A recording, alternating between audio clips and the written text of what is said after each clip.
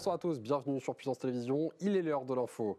Les agriculteurs marnais sont en colère après l'opération Panneau la semaine dernière. Place maintenant au blocage et aux manifestations. Nous serons dans un instant en duplex à Couvreau dans la Marne. Colère toujours, mais à Bar-le-Duc, après l'annonce de la fermeture du magasin Auchan, les syndicats ont appelé à la mobilisation ce mercredi. Laurent Ruquier et ses grosses têtes sont à Saint-Dizier ce soir pour l'enregistrement d'une émission spéciale délocalisée. Nous avons rencontré quelques heures avant l'émission. La Croix-Rouge de Joinville annonce un nombre de bénéficiaires en hausse, toujours en hausse, une situation qui inquiète alors les bénévoles. Et notre invité à la fin de ce journal, Pascal Dehaze, secrétaire général de la Fédération du Secours Populaire en Haute-Marne.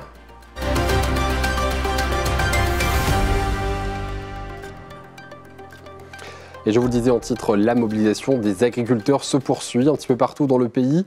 Après l'opération Panneau et les blocages la semaine passée, les agriculteurs marnais se sont réunis ce soir sur l'ensemble du département pour dire stop aux entraves administratives et réglementaires.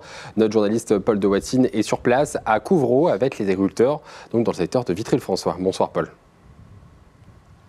Bonsoir Antoine, je me trouve actuellement à l'entrée du village de Couvreau, au nord de Vitry-le-François, dans la Marne. Une vingtaine d'agriculteurs de la FDSEA et des jeunes agriculteurs sont sur place, juste derrière moi, après l'acte 1, non au Mercosur, du 18 et 19 novembre dernier, avec notamment l'opération Panneau que vous avez pu suivre sur notre antenne. Ce soir, c'est le début du deuxième acte pour dire stop aux entraves administratives et réglementaires. Vous pouvez le voir, juste derrière moi, les agriculteurs ont allumé un feu de la colère sur le bord de la route. Vous l'entendez aussi peut-être, de nombreux automobilistes klaxonnent pour afficher leur soutien aux agriculteurs. Ce soir, l'objectif, c'est de se faire entendre pour les agriculteurs. Les actions devraient se poursuivre dès demain et dans les prochains jours et voire les prochaines semaines si les agriculteurs n'obtiennent pas gain de cause. Merci Paul sur ces précisions. Je rappelle, vous étiez à Couvreau dans la Marne. Annoncé début novembre, Auchan à Bar-le-Duc doit fermer ses portes en juin 2025 s'il n'y a pas de repreneur d'ici là. Ce matin, plus d'une centaine de personnes ont manifesté devant le centre commercial contre la fermeture du supermarché à l'appel des syndicats. Reportage d'Hélo Martin. «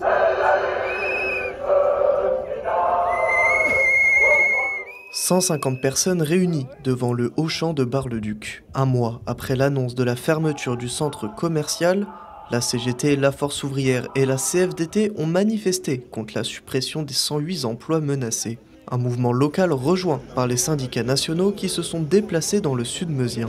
Je vous avoue, pour les salariés de Bar-le-Duc, c'est le magasin qui nous inquiète le plus. Parce que c'est une région où l'emploi il est déjà menacé fortement. Aujourd'hui, on va commencer des mouvements. On est pour l'instant, je veux dire, gentil, on ne bloque pas le commerce ni rien.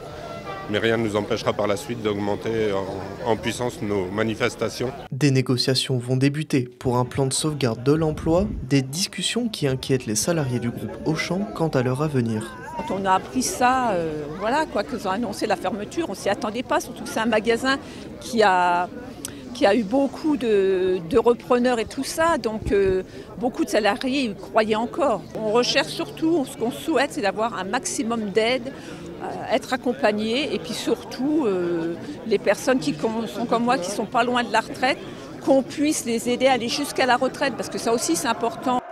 Oui, pour vous soutenir. Donc maintenant c'est tous ensemble. C'est maintenant qu'il faut faire pression sur la famille Mullière pour qu'enfin il y ait une indemnité qui soit à la hauteur de votre sacrifice. Des élus et des habitants étaient aussi présents pour soutenir les manifestants face à la fermeture du supermarché. Écoutez, je ne sais pas quel élu responsable pourrait ne pas être ici aujourd'hui. Cette annonce complètement, je veux dire, inattendue nous est tombée dessus. Et bien sûr qu'il faut qu'on soit là, qu'on soutienne l'ensemble des salariés et de la structure qui est, dire en tout cas pour notre territoire, quelque chose de très important. C'est un signal très important pour le Sud-Meusien. Cette cascade en tout cas d'annonces tout à fait néfaste. Les élus sont au maximum, je veux dire, alertés sur le front pour trouver des solutions, mais c'est vrai qu'on vit une période très très compliquée. Tout n'est pas perdu pour les employés d'Auchan, une reprise est encore possible avant juin 2025, un projet est en pourparlers. Je sais qu'il y a au moins un projet de reprise Pour le moment, je ne peux pas trop en parler, mais croyez bien que je travaille tous les jours et que je suis pleinement mobilisé sur ce dossier. Donc les salariés peuvent me faire confiance, je ne laisserai pas tomber. Je ne laisserai pas tomber. Auchan de Bar-le-Duc fait partie des 3 magasins français concernés par une fermeture. Ces décisions font partie du plan social économique mis en place par le groupe Auchan Retail. Tout autre chose est retour à Saint-Dizier. Les célèbres chroniqueurs de l'émission RTL étaient en immersion culturelle à Saint-Dizier ce jeudi après-midi. Les chroniqueurs ont fait un détour par le musée Muse pour visiter l'exposition Éternelle Mucha avant l'enregistrement prévu ce soir donc au Fuseau. Julien Debruyne les a accompagnés. C'est une découverte. C'est une découverte pour nous, bien sûr. Et en révisant l'émission, on a appris plein de choses. Déjà, c'est quand même un truc avec les glaces Mico. Déjà, on a appris l'existence de Saint-Dizier qu'on ignorait jusqu'à il y a encore quelques heures. Mais non, mais la deuxième découverte, c'est qu'il y a des gens à Saint-Dizier, des gens vivants. Non, c'est un super accueil, vraiment. Et puis, non. En bossant l'émission, on s'est vraiment rendu compte, il se passe plein de choses ici. Il y a quand même les rafales, quand même. C'est un des endroits en Europe où il y a le plus de rafales au monde. Il y a vraiment, c'est une ville qui est une des premières villes en Europe sur plein d'éléments et plein de choses. Donc c'est un bonheur. Et voilà, si ces chroniqueurs en doutaient, il se passe plein de choses à Saint-Dizier. Rendez-vous ce soir au Fuseau pour l'émission enregistrée et demain à écouter sur RTL. La Croix-Rouge de Joinville reçoit de plus en plus de sollicitations. Les bénévoles sont alors en alerte face à cette situation de hausse. Une situation donc jugée critique, le coût de la vie augmentant en même temps. Les bénévoles de l'antenne de Joinville sont inquiets quant à l'avenir. Reportage de Léo Martin. Il est 9h et les premières donations de la journée arrivent. Des conserves, des produits d'hygiène ou encore des produits frais. Dans ce centre de la Croix-Rouge à Joinville, les dons alimentaires affluent malgré les difficultés pour avoir des produits frais. Mais le nombre de bénéficiaires grimpe en flèche. 50 personnes sont attendues aujourd'hui. Il y a 5 ans, c'était une vingtaine. Alors oui, le nombre de bénéficiaires ne cesse d'augmenter. C'est un gros problème pour tout le monde, pour tous les centres de distribution alimentaire. Alors j'ai envie de vous dire qu'on fait avec les moyens du bord, c'est-à-dire qu'on essaie de ramasser au maximum dans les magasins. Donc à Joinville, les magasins Super U et Intermarché nous aident. Puis on essaie surtout d'être équitable dans la répartition des denrées dans les colis pour que vraiment tout le monde puisse avoir un petit peu de tout. Pour bénéficier de l'aide alimentaire de la Croix-Rouge, il faut d'abord passer par le centre communal d'action sociale ou bien la circonscription d'action sociale, puis ensuite par une assistante sociale. Cependant, le but premier de la Croix-Rouge est d'aider temporairement les personnes nécessiteuses. C'est-à-dire que normalement la mission de la Croix-Rouge n'est pas d'aider les gens toute l'année, c'est disons au cas par cas, les gens qui ont un mauvais coup, une voiture en panne, un frigo à racheter, mais disons que les personnes qui malheureusement ont des petites retraites, c'est pas notre rôle de les aider toute l'année. Les bénéficiaires payent 5% du prix du colis, soit environ 1 € par personne, un tarif appliqué pour que les clients se sentent légitimes. Une boutique de vêtements est également disponible grâce à la donation. C'est Delphine qui s'en occupe. Tous les mardis, les bénéficiaires viennent chercher leur colis. Et donc on a une boutique d'habits et tout ce qui est hygiène, petite déco, litière, plein de petites choses. Il y a des vêtements à bas prix, il y a des vêtements tout neufs qu'on nous laisse. Donc on les vend quelques euros et tout ça. Et bien sûr, il y a des gens qui sont très très contents de se rhabiller à moindre prix. L'antenne locale de la Croix-Rouge de Joinville espère plus de donations à l'approche des fêtes de fin d'année. Le local est ouvert tous les mardis de 14h à 17h. Bonjour Pascal Dehaze. Bonjour. Vous êtes le secrétaire général de la Fédération du Secours Populaire de Haute-Marne. 2024 a été une année riche pour le Secours Populaire avec des événements comme le passage du Tour de France, mais aussi bien sûr le passage de la Flamme Olympique, un événement finalement qui était donc riche en initiatives pour vos bénéficiaires. Oui, tout à fait. C'est-à-dire que à l'occasion donc de l'organisation des Jeux Olympiques en France, du passage de la Flamme Olympique dans le département, ça a été l'occasion de multiplier un certain nombre d'événements à l'intérieur de l'événement, comme par exemple le fait de permettre à des personnes d'aller voir des compétitions se plaçant dans le cadre des Jeux olympiques ou paralympiques. Ça a été aussi l'occasion de faire un séjour vacances pour des jeunes autour de la thématique des Jeux olympiques. Et ces jeunes ont pu visiter un certain nombre de sites de préparation d'une part et sont allés à Lyon pour un match de foot. Voilà. Ouais, toujours dans le lien des Jeux Olympiques. On en parle justement, on parlait, j'ai l'instant, des bénéficiaires, de personnes accueillies, parce que c'est vraiment la raison d'être, vous, du Secours populaire, c'est d'accueillir des personnes dans le besoin, des personnes qui ont des besoins, mais qui peuvent être très, très divers, de besoins, et d'ailleurs vous accompagner sur la culture, sur les vacances, comme vous venez de le dire à l'instant. Oui, tout à fait. C'est très important pour nous d'avoir cette notion de personnes accueillies et non pas de personnes bénéficiaires, parce que nous recherchons l'équilibre dans la relation. Ouais, un vrai lien Quand on social. est bénéficiaire, on dépend de celui qui donne. Ouais. On n'est pas dans cette démarche au Secours populaire, on est dans une démarche d'équilibre. Et par exemple, lorsqu'on organise un événement, on demande aux personnes qui vont s'inscrire à cet événement, symboliquement, de participer à la solidarité du Secours populaire. Alors ça peut être 2 €, hein, c'est rien. Que ce soit gagnant-gagnant. Mais voilà, la relation est réelle, équilibrée. J'aurais tendance à dire, je te donne, tu me donnes. Avec l'inflation et le contexte économique difficile qu'on connaît en ce moment, est-ce que vous avez constaté une augmentation pour vous du nombre de personnes justement accueillies dans les antennes que vous avez sur le département de la Haute-Marne ? Alors la grosse augmentation a eu lieu à la sortie du Covid. Ouais. Pas tout de suite à la sortie, mais 2021, 2022, ça a explosé. C'est 25-30% de personnes en plus. 30% à l'heure où les personnes avaient cette rupture de lien social sur à long terme. Absolument. Et un besoin de revenir peut-être effectivement sur une relation. En 2023, on est resté à peu près stable. Et en 2024, sur la fin de l'année 2024, ça repart à la hausse. Vous ressentez une hausse. Voilà. Comment, du coup, vous arrivez, vous, Secours populaire, du coup, à répondre finalement à cette demande constante ? On le rappelle, hein, vous êtes une association, vous dépendez aussi de bénévoles. Comment vous arrivez à monter justement toutes ces actions pour venir en aide ? Eh bien, vous l'avez cité, il faut des bénévoles. Une association sans bénévoles n'existe pas. Bien sûr, ouais. Et j'allais dire, on n'en a jamais assez de bénévoles.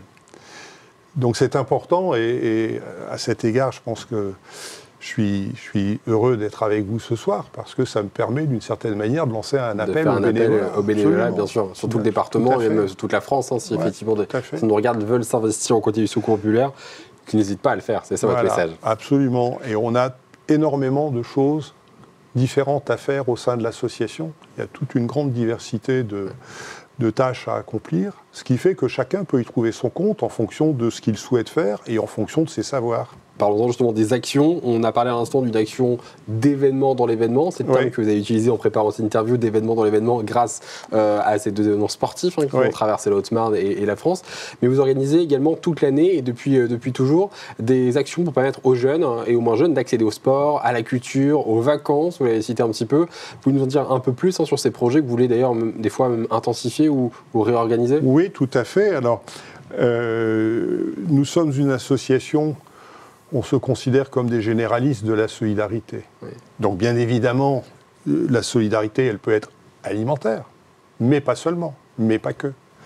Vous citez les vacances, il y a encore énormément de jeunes qui n'ont pas la possibilité d'aller en vacances. Les oubliés des vacances. Hein, les oubliés des vacances. C'est la raison pour laquelle, chaque année, nous organisons la journée des oubliés des vacances. Et en 2024, cela a permis à 235 enfants, accompagnés d'un membre de leur famille ou de leurs proches. 235 au Marnais, hein, on est d'accord. 235 au Marnais. Vous montrez le chiffre qui est quand même important sur le département. On a affrété 6 autocars et on a emmené toutes ces personnes pour une journée à Walligator, au parc d'attractions de Walligator. C'était au mois d'août dernier. C'était fin août, oui, absolument. 300 personnes au total avec les accompagnants. Ouais. C'est du coup une action qui a permis de redonner le sourire à ces 300 personnes, on est d'accord, hein ? Ah ben on n'a que des sourires, c'est le but premier, on n'a que des yeux qui brillent. Que des yeux qui brillent. Ouais, des gens qui sont oubliés, c'est le terme que vous utilisez, hein, oubliés des vacances. Et vous venez mettre une action là-dessus, justement, autour des soutiens qu'on peut penser matériels ou effectivement alimentaires. Il y a aussi ça. C'est important, les vacances. Alors, il y a d'autres types d'actions qui concernent les vacances. comme par exemple des aides dans le domaine de l'organisation de vacances familiales, des aides sous forme de chèques de vacances, ou des séjours pour les seniors. Mais c'est important les vacances, parce que d'abord en termes d'intégration sociale et d'échange entre les personnes. S'ouvrir aux autres. On l'a dit à l'instant, tout repose sur un des piliers qui est celui du bénévolat, un deuxième pilier qui est aussi finalement celui du don aussi, celui du don national mais aussi local, des personnes qui peuvent donner aussi bien matériel que financier pour accompagner dans l'action. Bien sûr, c'est extrêmement important que nous puissions bénéficier de dons, ça fait partie, c'est un des piliers de notre financement, et donc à cet égard les temps sont un peu durs. Un grand projet vous attend en 2025. En tout cas, est-ce que s'il y en avait un à garder, ce serait lequel? Alors, en 2025, oui, on a un grand projet. D'ailleurs, un projet pour lequel nous avons déposé un dossier dans le cadre du programme, cette fois-ci national, qui s'appelle « Mieux manger pour tous ». Et donc, le projet que nous avons déposé consiste à organiser ce qu'on appelle des marchés populaires. Et dans ces marchés populaires, ce seront des marchés qui seront ouverts à tous, qui ne seront pas réservés à un public particulier. Donc c'est un marché où tout le monde pourra aller faire ses courses. Ça, c'est la première caractéristique. C'est un marché qui permettra aux personnes qui ont des difficultés économiques d'accéder aux produits. Des bons produits. C'est un marché dans lequel on aura que des producteurs locaux. En plus. J'ai coutume de dire, deuxième action, il n'y a pas de citronnier en Haute-Marne, il n'y aura pas de citron sur le marché, mais on fait d'autres choses et d'autres belles et bonnes choses en Haute-Marne. Et au-delà de l'accès à de l'alimentation, nous sommes en train de constituer un tour de table de partenaires pour qu'il y ait également, j'allais dire, des stands qui permettent d'accéder à des services, par exemple. Des renseignements, des services, des actions. Ouais. Absolument. Bon, le secours populaire, on l'a compris, intervient effectivement toute génération, tout Haut-Marnais pour vous en tout cas, avec tous les Français. On peut vous trouver effectivement rapidement grâce à vos antennes un petit peu partout sur le département pour vous dans les grands bourgs du département, on a dit Langres, Saint-Dizier, Chaumont, également Bourbonne-les-Bains et Joinville.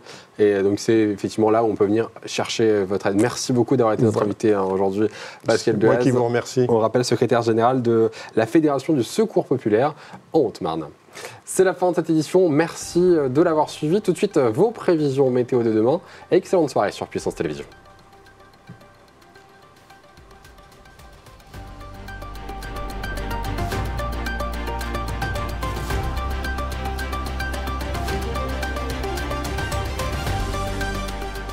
Toute l'actualité en continu à retrouver sur notre site internet et notre application mobile.